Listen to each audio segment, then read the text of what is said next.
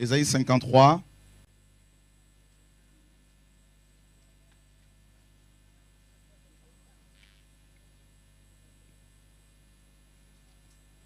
Nous lisons à partir du verset 1er. Qui a cru à notre prédication et à qui le bras de Yahweh a-t-il été révélé? Toutefois, il s'est élevé devant lui comme une jeune plante, comme un rejeton qui sort d'une terre desséchée. Il n'y avait en lui ni beauté ni splendeur, quand nous le regardions, ni apparence qui nous le fasse désirer. Il était le méprisé et le rejeté des hommes, homme de douleur et sachant ce que c'est la maladie. Et nous avons comme caché notre visage arrière de lui, tant il était méprisé et nous ne l'avons pas estimé. En vérité, il a porté nos maladies et il s'est chargé de nos douleurs. Et nous l'avons considéré comme frappé, battu par Dieu et humilié. Mais il était transpercé pour nos péchés, brisé pour nos iniquités. Le châtiment qui nous apporte la paix est tombé sur lui. Et c'est par ces meurtrissures que nous avons la guérison. Nous avons tous été errants comme des brebis. Nous nous sommes détournés, chacun suivait son propre chemin. Et Yahweh a fait venir sur lui l'iniquité de nous tous. Opprimé et humilié, il n'a point ouvert sa bouche, semblable à un agneau qu'on mène à la boucherie, à une brebis muette devant celui qui la tond, et il n'a point ouvert sa bouche. Il a été enlevé de la force de l'angoisse et de la condamnation, mais qui racontera sa durée. Car il a été retranché de la terre des vivants, et la plaie lui a été faite pour les péchés de mon peuple. On a mis son sépulcre parmi les méchants, et dans sa mort, il a été avec le riche, quoiqu'il n'ait point commis de violence, et qu'il n'y ait point eu de fraude dans sa bouche. Toutefois, il a plu à Yahweh de le briser. Il a mis dans la souffrance après avoir mis son âme en sacrifice pour le péché. Il verra une postérité et prolongera ses jours. Et le bon plaisir de Yahweh prospérera en sa main. Il jouira du travail de son âme et en sera rassasié. Mon serviteur juste justifiera beaucoup d'hommes par la connaissance qu'ils auront de lui. Et lui-même portera leurs iniquités. C'est pourquoi je le donnerai sa part parmi les grands. Il partagera le butin avec les puissants, parce qu'il a livré son âme à la mort et qu'il a été mis au rang des transgresseurs et que lui-même a porté les péchés de plusieurs et qu'il a intercédé pour les transgresseurs. Est-ce qu'on peut acclamer la parole de Dieu, notre Dieu? Merci Seigneur. Qui a cru? Qui a cru? C'est une question qui est posée ici. Qui a cru à notre prédication? Ce n'est pas tout le monde qui croit à la parole de Dieu. Non.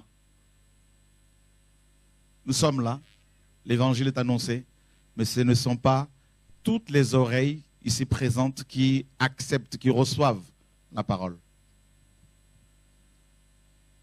Et quoi que l'on fasse, quoi que l'on dise, ce ne sont pas tous ceux qui sont ici qui partiront au ciel. C'est dommage, d'ailleurs. À Liège, je disais à un jeune couple, ils ne sont pas encore mariés, mais ils ont un enfant ensemble. Déjà, je les ai vus à Nantes. Je suis allé voir le frère, cet homme, ce jeune homme, pour lui dire, tu dois mettre ta vie en ordre.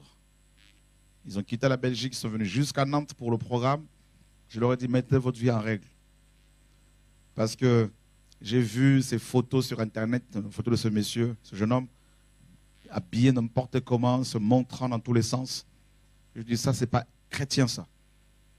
Tu ne peux pas venir là où nous nous assemblons, là où nous voulons servir le Seigneur, si tu n'es pas sanctifié, si tu ne veux pas changer. Nous ne voulons pas nous mélanger. Ce n'est pas un club de rencontre. Vous entendez le témoignage de la sœur? Vous avez entendu? On ne joue pas avec la vie. Non. Il a écouté, quelques temps après, donc ce week-end, on était justement à Liège. Je le revois, ce jeune homme. J'ai vu que ces photos étaient toujours là. Je lui dis, si tu n'enlèves pas ces photos, tu fais ce que tu veux, mais ne viens pas avec nous. Tu dois faire un choix. Soit tu te sanctifies et tu viens, on prie ensemble, ou soit tu ne veux pas te sanctifier, mais tu vas faire ta vie dehors. Ce n'est pas un zoo. Et j'étais voir, ces photos sont toujours là. Je me suis dit, celui-là, si je l'avais vu ce soir, je l'aurais moi-même chassé. Parce qu'on ne peut pas se dire chrétien et aller sur Internet montrer son ventre, alors que tu viens d'engrosser une jeune femme qui vient d'accoucher, et montrer ton ventre à tout le monde entier afin que des femmes dans le monde entier commentent. Ça, c'est se moquer de notre Dieu. Celui qui a un tout petit peu de la considération pour le Seigneur ne peut pas accepter de telles pratiques. Voyez? Parce qu'on entend la parole. Je me dis, qu'est-ce qui attire tout ce monde-là à nos réunions? C'est le message qu'on annonce ici et là, notamment sur Internet. Mais je me dis, mais les gens qui viennent là, ils entendent quel message? Parce qu'on dénonce le péché. On dénonce ces pratiques. Donc quand on vient et qu'on veut rester dedans, cela veut dire qu'on vient pour se moquer de Dieu. Et là, quand c'est comme ça, ben, on ne peut pas marcher ensemble. Voilà. Et la prochaine fois que j'irai en Belgique, si je vois ce jeune homme, je lui dirai, tu sors d'ici. Comme Paul pouvait dire, qu'un tel homme soit ôté du milieu de vous. Ôtez le méchant. Être chrétien, c'est être comme Christ. Et on ne voit pas le Seigneur Jésus-Christ aller sur Internet, aller montrer, n'est-ce pas, son corps au monde entier. La Bible dit dans 1 Corinthiens 7 que le corps de la femme ne lui appartient pas. Son corps appartient à son mari et le corps du mari appartient à sa femme. Donc on n'a pas à aller s'exhiber sur Internet pour que le monde entier vous voit. Non, quand on est chrétien, on doit être discret. On doit être pudique. Alléluia. Voyez, ce jeune homme entendait la parole, entend la parole, il commente même sur certains messages. Mais sa vie est en désaccord total avec la prédication. S'il vous plaît pour les chewing-gums, merci. En désaccord total, on entend la prédication, on entend la parole, mais on ne veut pas se laisser changer. Et là, ce n'est pas possible. Et c'est le constat que Isaïe, le prophète, avait fait. Qui a cru?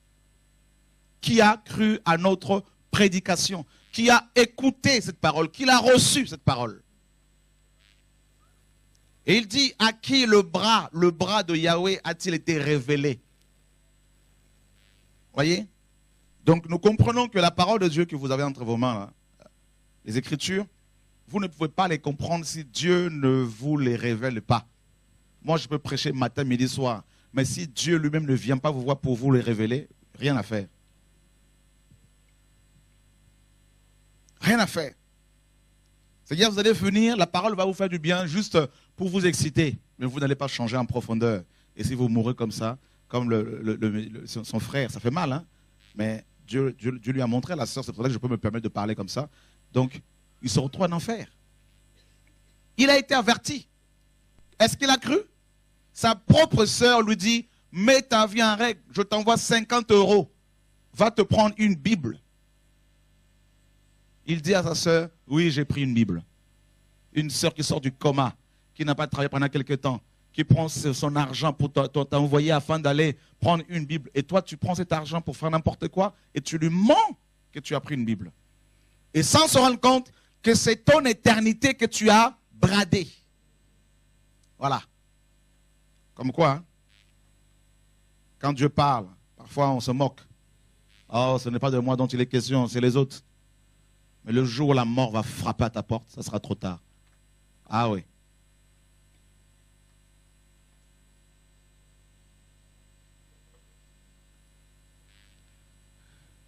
Et là, c'est là qu'on se rend compte que l'homme est têtu. L'homme est dur. Le cœur de l'homme est tortueux, comme dit la parole de Dieu. Qui peut le comprendre? Comment des gens qui viennent, là où Dieu guérit comme ça, quelqu'un qui vient avec son fauteuil roulant, devant tout le monde, Dieu le guérit, la personne se lève. Des gens qui viennent avec des cancers, Dieu les guérit. Comment est-ce qu'on peut, après avoir vécu ces choses, on entend ces choses, on vit ces choses, et demeurer dans le péché? Il y a un problème. Ça veut dire que la personne, ou ces personnes, quoi que vous fassiez, quoi que vous leur disiez, elles ne changeront plus jamais. Il n'y a plus rien à faire. Et c'est pour cela, regardez le prophète Ésaïe, c'était un grand prophète, un grand messager, avec un message terrible. Ésaïe est le seul prophète de toute la Bible qui a reçu autant de révélations sur Jésus-Christ de Nazareth. On l'appelle le prophète de la rédemption.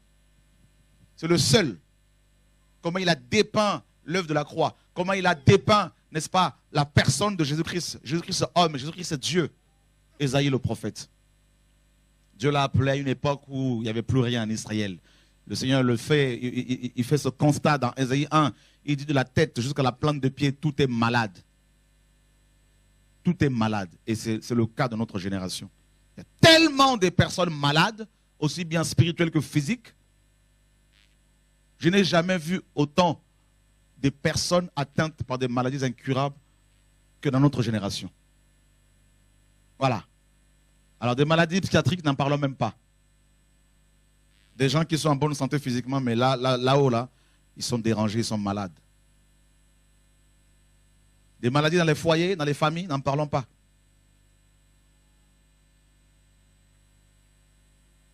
Les gens travaillent, gagnent de l'argent, mais ils sont malades.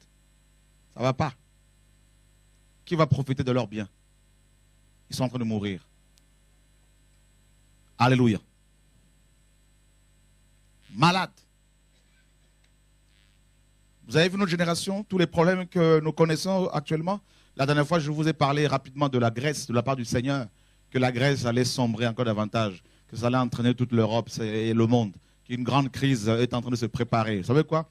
Dieu m'avait dit c'est pour justifier n'est-ce pas, le gouvernement mondial, et ce qui existe depuis déjà là. Mais là, il faut une crise pour que les hommes, les dirigeants viennent nous dire, voilà la solution. Le gouvernement mondial, l'homme impie. On y est depuis des années. Depuis des années. La Grèce est en faillite. C'est le léopard, selon la prophétie biblique. Genèse, Daniel 7. Voyez? C'est la crise partout. Les gens vont dans les banques pour retirer leur argent. On leur dit, vous n'avez le droit de retirer que 50 € par jour. Et là, c'est 20 € par jour. C'est en Europe, hein? Ce n'est pas en Afrique. Vous ne voyez pas que toute l'économie mondiale est en train de s'effondrer totalement. C'est du fumier, c'est du sable. Voilà. C'est un fondement, mes amis, qui peut être ébranlé à tout moment. Et c'est le cas actuellement. Voyez? Et c'est sur ce sable-là, l'argent, que des pasteurs vous disent, vous devez bâtir vos foyers, vos services, vos ministères, vos églises. Voilà. Les Grecs avaient mis de l'espoir sur l'euro. Aujourd'hui, ils sont complètement déchantés. Voilà. Tout ce qui vient de l'homme, c'est rien.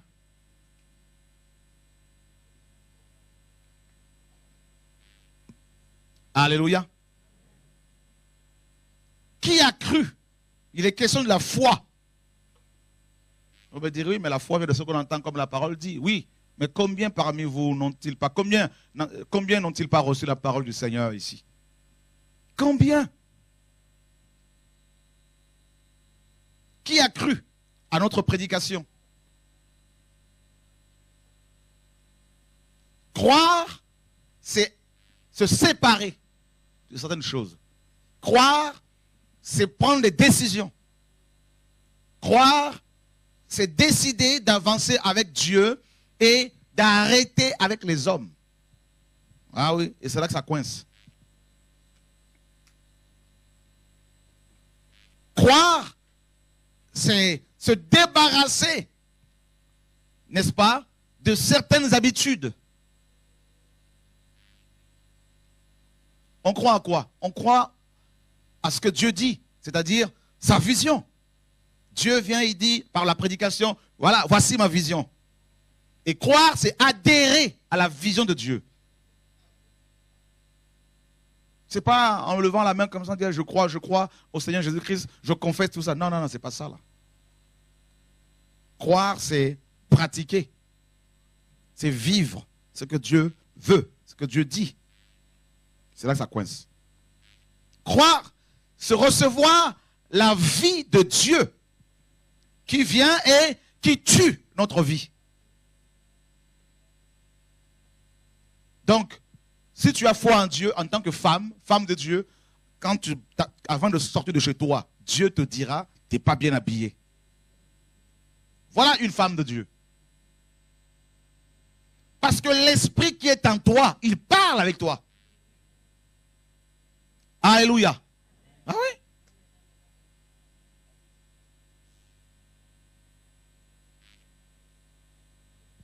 Croire, c'est recevoir tous les jours les prédications du Saint-Esprit, le meilleur enseignant. Croire, c'est voir les autres comme Dieu les voit. C'est-à-dire que tu ne vois plus les races, les origines des gens. Non. Frères et sœurs, Ésaïe dit qui a cru. Vous vous rendez compte? La parole de Dieu s'est incarnée. Dieu lui-même s'est incarné en tant que parole vivante. Dieu est venu en tant que parole. Qui a cru en lui? Ceux qui étaient censés croire en lui, les dirigeants, les prédicateurs, les enseignants, les pharisiens, les sadducéens, ils sont passés à côté. Pourquoi? Les raisonnements.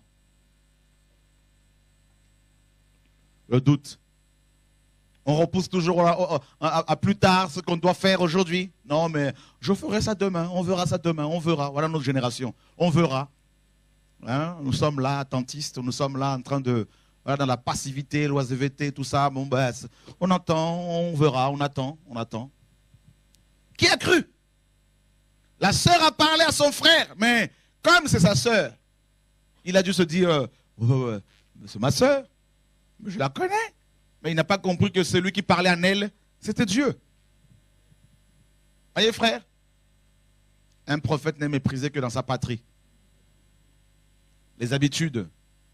Ah ouais, on s'habitue trop aux uns aux autres. On devient des potes, hein, des amis, des potes. On est, voilà, c'est mon pote, c'est ma pote, voilà. Donc, il peut parler, elle peut parler, mais bon, je la connais. Qui a cru? Notre génération a un problème avec la foi. Voilà. Vous savez, dans la foi, il y a quoi? Il y a l'espérance. Notre génération n'a plus d'espérance. Les gens n'espèrent plus. Ils veulent tout de suite. Voilà. Moindre bobo, ils descendent dans la rue, ils vont manifester. Ils ne sont pas contents. Ils ne sont pas contents.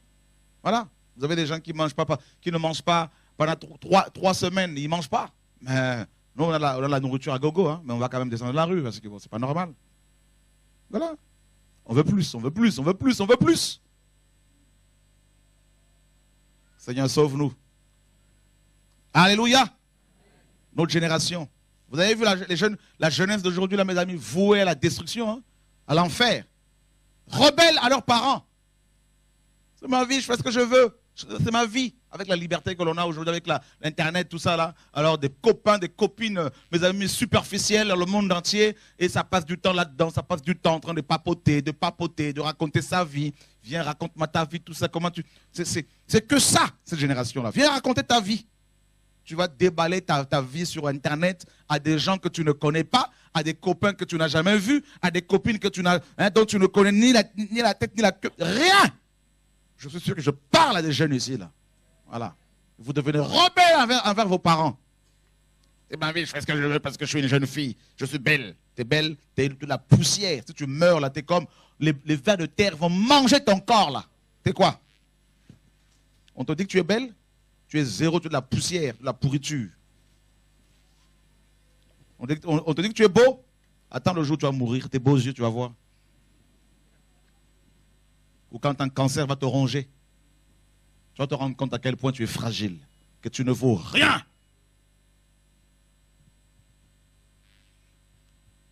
Moi, je ne comprends pas. Au lieu que les gens cherchent à mettre de l'ordre dans leur vie, parce que tout peut leur arriver, les gens, ils rêvent. Ils pensent qu'ils ont le temps.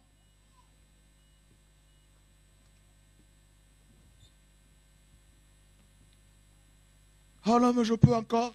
Non, mais tu sais, j'ai 14 ans, je peux encore. J'ai encore du temps. Voilà.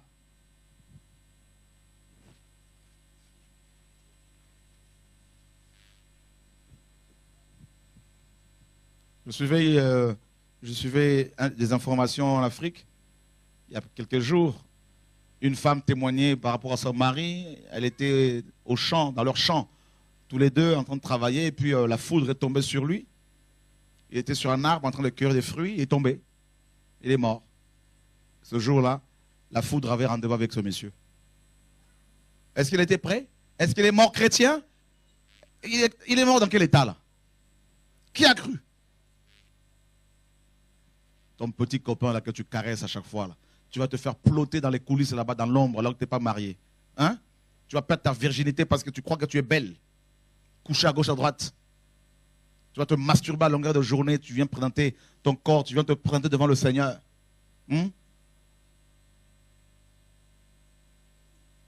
Ça y est, c'est la fête. C'est ma vie.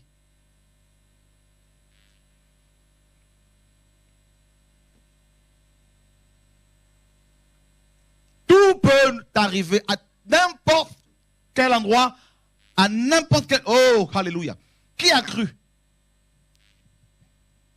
Oh non, mais tu sais, ils sont durs. Il n'y a pas l'amour. Ils exagèrent quand même. N'est-ce pas? C'est n'importe quoi. Dieu est amour. On n'a qu'une seule vie. Voilà l'erreur que beaucoup commettent. On n'a qu'une seule vie. Oui, tu n'en as qu'une sur terre. Mais attends. Le jour où tu vas quitter ton corps physique avec ton esprit, quand ton esprit va quitter ton corps, c'est là que tu vas réaliser qu'il y a une vraie vie. Mais ce sera trop tard. Tu vas vouloir revenir dans ton corps, c'est fini. Quand le cordon est coupé, là, le cordon, il y a un cordon là, il y a un fil d'argent là, comme Ecclésiaste dit, c'est fini. Quand il est coupé là, c'est fini. Tu vas commencer à dire aux esprits qui viennent te chercher là, qui viennent te chercher, laissez-moi repartir, je veux régler ma vie, c'est trop tard, fini. Dieu va te dire, tu as eu 30 ans. Il te dira, tu as fréquenté les réunions de rêve pendant des années. Tu étais là, mais tu pratiquais la sorcellerie. Tu étais là. Tu mentais à ta mère, tu prenais la drogue, tu fumais. Tu étais là, tu mentais à ton mari, à ta femme. Trop tard. Vous savez quoi? Dans nos églises, on ne prêche plus la vérité là. C'est rare, comme vous le savez. C'est des histoires qu'on nous raconte, les gens cherchent des fables. Venez à Jésus, vous aurez le mariage. Venez, vous aurez la guérison. Voilà le message que vous prêchez. C'est faux. Tu peux venir à Christ et garder ta maladie et mourir dans la maladie, être sauvé pour aller au ciel. Dieu, il fait ce qu'il veut. Il est souverain. Il n'est pas obligé de répondre à nos prières. Non. Il ne faut pas oublier, hein, frère. Hein? Ce n'est pas parce qu'on ne commande pas Dieu. La Bible dit qu'il est le Très-Haut. Nous sommes de la poussière. Vous pensez que de la poussière que nous sommes, nous allons faire bouger le trône de Dieu? Frère, attention. On n'a pas un petit Dieu. Ce n'est pas un grand-père. Il dit aux enfants d'Israël, arrêtez et sachez que je suis Dieu. Parce qu'à un moment donné, les gens, ils se moquaient. Ils ne savaient plus qui était Dieu. Un jour, vous savez ce qu'il a fait Dieu? Il a juste parlé à la terre s'est fissurée. 15 000, pratiquement 15 000 personnes, 14 800 et quelques, 200 et quelques sont tombés là-dedans. Vivants, ces hommes et ces femmes. Ils sont allés dans le séjour des morts en enfer, vivants. Continue toujours à regarder les derrière des femmes. Tu penses que Dieu ne te voit pas? Mon frère? Moi, je veux parler. Tu veux parler, commence d'abord par te sanctifier, tu pourras parler. Commence par mettre de l'ordre. Qui a cru?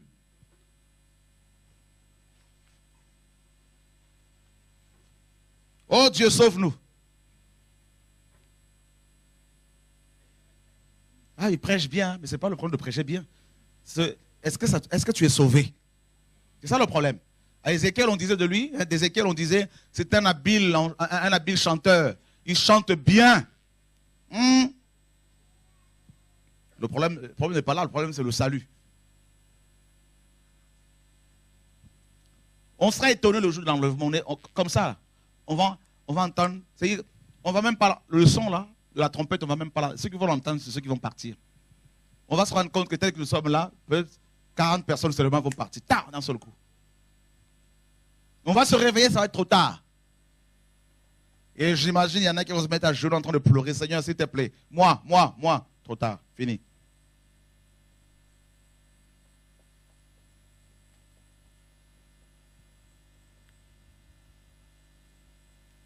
Il s'est élevé devant lui comme une jeune plante. Bah oui, c'est ça le problème. C'est que comme Yeshua a été présenté comme une jeune plante, hein, jeune, on dit, oh, c'est une jeune plante. Vous voyez, hein, c'est ça l'erreur. C'est que quand l'évangile est présenté aux gens de manière simple, les gens disent non, ça c'est trop simple pour être vrai. Vous voyez, non? Quand il n'y a pas de soutane, quand il n'y a pas de costume et cravate, quand il n'y a pas la dîme, quand il n'y a pas de bâtiments somptueux, quand il n'y a pas de chorale avec soutane, quand il n'y a pas tout ça, quand il n'y a pas de pastoral, les fédérations, toutes ces choses qui viennent de Babylone, les gens disent oh c'est trop, tout ça là c'est... Voilà. Vous savez ce qu'ils veulent? Ils veulent qu'on leur donne des gris-gris, les chrétiens. Quand on leur donne des rosaires, ils aiment ça. Quand on leur donne des croix, ils aiment ça. On leur donne de l'eau, ils aiment ça. Quand en Belgique, il y a une femme qui est venue avec sa bouteille d'eau. Elle dit, prie pour cette bouteille. Moi, priez pour ta bouteille. Je dis, vous venez pour me provoquer, j'ai l'impression. C'est-à-dire, vous êtes sur Internet, vous voyez bien l'enseignement que j'apporte. Comment je dénonce ces pratiques. Vous venez me tenter en direct comme ça, là. Il faut être fou. Vous rigolez. Je me demande même, mais les gens, ils viennent pourquoi? Quel est le message qu'ils comprennent sur Internet? Elle vient, sa petite bouteille qu'elle a bu, elle était à moitié. Elle vient, prie pour la bouteille. Je disais, mais attends, elle me donne pour moi ou c'est comment là? Je pensais que c'était pour que je boive. Je dis, mais non, pour que je reparte avec. Vous voyez, tel que vous êtes là, si je reviens vous voir en soutane, vous allez m'acclamer ici. Mais beaucoup, peut-être 10 personnes vont partir. Mais beaucoup vont dire, ça c'est une nouvelle révélation. Mes frères, on se connaît. Je veux dire, en tant qu'homme, on se connaît. Je vous dis. Je prends une bouteille d'huile. Si je prends une bouteille d'huile, je la lève devant tout le monde ici. Je prophétise sur la bouteille. En disant, Dieu m'a dit, ceux qui vont mettre cette bouteille, cette huile-là sur eux, quelle que soit la maladie, il va y avoir la guérison. Mais il faut un acte prophétique, il faut 1000 euros. Je suis convaincu que je sortirai d'ici avec beaucoup d'argent. Pourtant, c'est les mêmes qui sont les enseignements depuis des années. Le problème, c'est que c'est le constat qu'Esaïe avait fait. Qui a cru?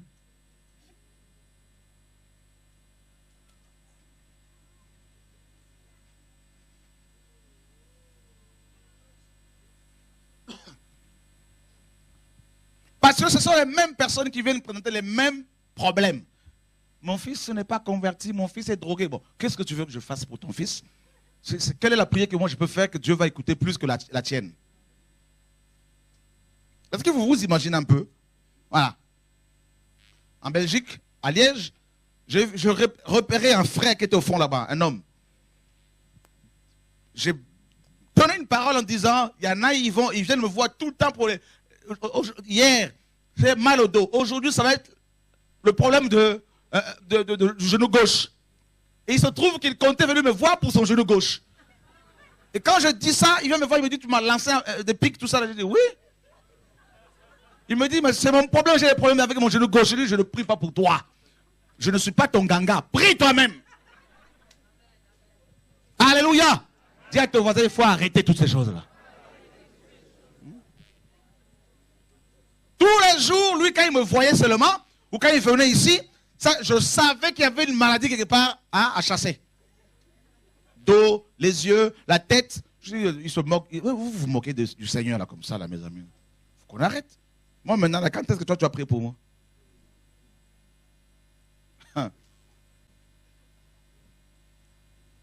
Alléluia! C'est comme s'il y en a, ils disent à leur maladie, arrêtez d'abord, on attend le problème de réveil, comme ça on va aller tout déballer là-bas.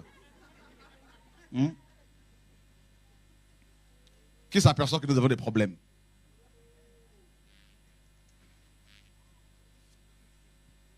Encore les gens qui viennent nouvellement, on peut comprendre. Mais ceux qui ont l'habitude, hein? Parfois je me dis, celle-là, je l'ai vue au moins 15 fois, ça... Je veux mettre un peu là, je veux regarder un peu de loin là, parce que je suis convaincu qu'il y a un petit démon qui est revenu encore là. Il y a un problème. C'est comme si un enfant, un monsieur qui a 30 ans, va toujours voir sa mère pour dire maman, maman, maman, maman. Comme mes enfants, quand ils étaient bébés, ils appelaient le lait, comment dire, quoi. C'est comme ça qu'ils appelaient, quand ils avaient besoin de leur biberon. Quoi, papa, quoi. C'est comme si, hein, à 30 ans après, maman, quoi, du lait. Mais un parent finira par dire, mais là, il y a un problème, là, tu as 30 ans quand même, là. Alléluia. Tu as 30 ans, quand est-ce que toi, tu vas donner du lait à tes enfants? Voilà. On est guéri pour guérir les autres. On est sauvé pour sauver les autres. Ah oui, c'est ça le message. Et quand on se croise, bonjour frère, sois encouragé. Ça s'arrête là. Non, j'ai un mari de nous qui est venu m'attaquer. Non mais attends, il y a un problème. Toi, un mari de nous est venu t'attaquer. On se connaît depuis 20 ans, 10 ans, 15 ans, 3 ans. Et moi, quand ça vient m'attaquer, là, je fais comment? Il y en a, ils pensent que je dors tout le temps au ciel. Hein? Ça, c'est la loi. C'est grave, hein? Mais je suis comme toi. Dis à ton voisin, nous sommes pareils.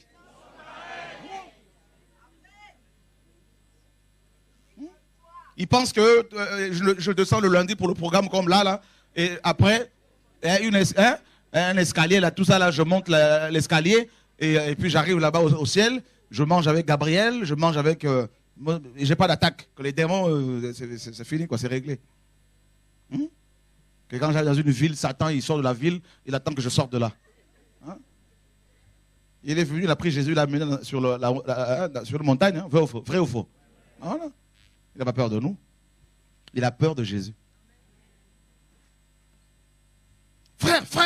Il dit, oui, c'est quoi? Oui, mais tu sais, mon oncle a des problèmes. Ton oncle, je fais quoi pour ton oncle? Il est où ton oncle? Non, il est en Afrique. Eh bien, qu'est-ce que je fais? Il est en Afrique.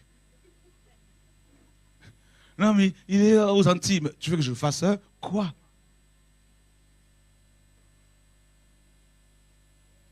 Très peu viennent, frère, oui. La parole, je vais la comprendre. C'est rare. Moi, j'aimerais bien voir une dame aussi, dans un âge. Ah, frère, j'ai besoin de comprendre la parole, là. C'est souvent des migraines. Les jeunes, c'est souvent, non, mais tu sais, l'impudicité me guette tous les jours. Je me dis, mais il y a un problème. D'un côté, c'est l'impudicité qui attaque, de l'autre côté, c'est les migraines. Je dis, mais Seigneur, mais on fait comment? Et il y a très peu seulement qui disent, ah, on veut l'enseignement. Je suis convaincu que je parle à quelqu'un ici. Quand on entend ce silence-là, il y en a qui commencent à se dire, oula, moi qui venais avec tous les dossiers. Ils sont là, je sais. Hein? C'est pour cela que les pasteurs vous taxent. Ils disent, faites la queue. 300 € l'entretien. Et vous donnez.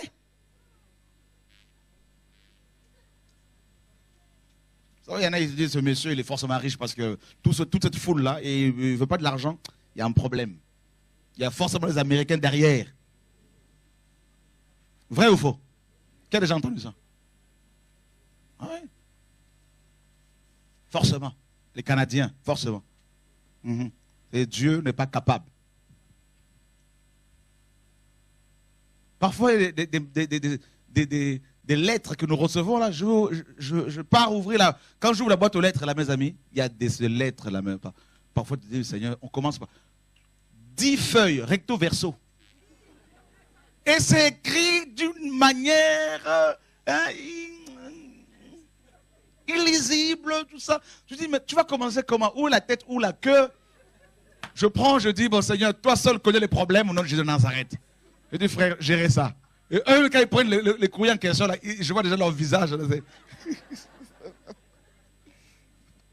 oh, Seigneur Jésus. Frère, heureusement que Dieu est Dieu. Parce qu'imaginez toutes les doléances, tous les problèmes que Dieu entend toutes les secondes, dans toutes les langues.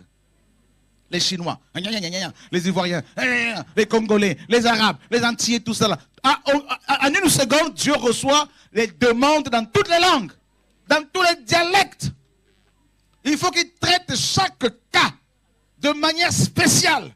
Et c'est pour cela que notre Dieu est spécialement spécial, frères et sœurs. Alléluia!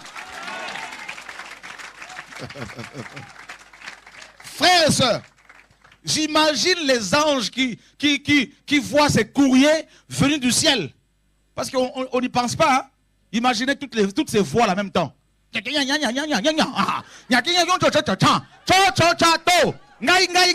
c'est les Congolais. Là-bas, les Bamileke, les Chinois, rien que les frères et sœurs qui sont... le créole, il y en a plusieurs. Hein? Créole martiniquais, créole ivoirien, pardon, haïtien. Les Ivoiriens ne sont pas créoles, ils ne parlent pas de créole. Le créole haïtien, le créole, guadeloupéen, le créole martiniquais, le créole, la Guyane, et Guyana aussi, l'île Maurice, l'île de la Réunion, Madagascar, il n'y a pas de créole là-bas.